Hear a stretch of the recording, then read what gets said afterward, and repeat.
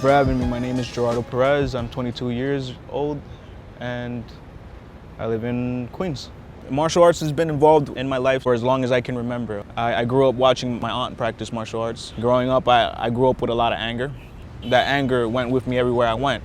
When I was at a really young age, my mother got into a situation where she was at a wrong place at a wrong time, and it ended up costing her freedom. She went to prison for a while. At the moment when I discovered that my mom was incarcerated, what happened was my mom's parole officer came to pay me a visit to explain to me what had happened with my mother. And when I came back into the classroom, one of the bullies of the class, he knew what incarcerated meant. I guess he had a family member that had been or was incarcerated, and so he started spreading a rumor in which my mom's a criminal, I'm gonna be a criminal too, and that I love my mom to the fullest. She's the only thing that I got. When they spoke like that, I tried to control my anger, but I already had an anger growing up, so it didn't take much to get me to explode. I didn't know how else to channel my emotions, so I hit somebody, like I said.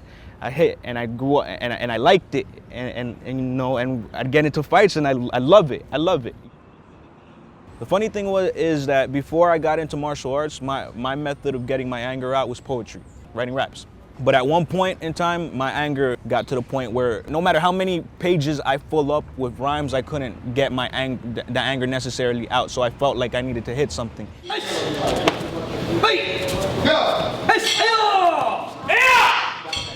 Currently, I've been in Shotokan karate for a year and a half now. I started karate when I was 5 years old, but I didn't take it seriously. So my sensei told my mom to not bring me back until I was older and a little bit wiser. Can you please state your name? My name is Kai Liang. How was I as a kid, and how does it differ to the way that I am now? When you were a child, you were very hyper. You can't stay still. So you weren't old enough to study karate yet. So I told your mom to bring you when you're a little older, that's why. Now you're more calm. Throughout my journey as a martial artist, I've learned a lot of discipline. I've learned how to be humble. I've learned how to walk away from a fight. I've always grown up giving up halfway through something. I've always half-assed something, and I never completed it. So I want to prove to myself that I can do this. I know I can do this, and I will do it. To kids with incarcerated parents, I would suggest that you speak to somebody.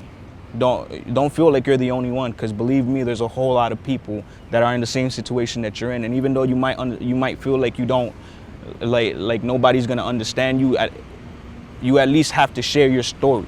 This goes out to the legal guardians or the family members. Make sure that the kid gets as much communication with their parent as possible, because that's what saved me. I also want to say, find a positive way.